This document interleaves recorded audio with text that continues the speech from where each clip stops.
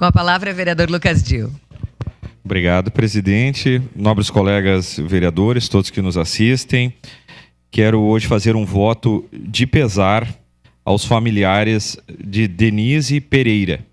Queremos expressar nosso profundo pesar pelo falecimento desta amiga, Denise Pereira, com apenas 43 anos de idade.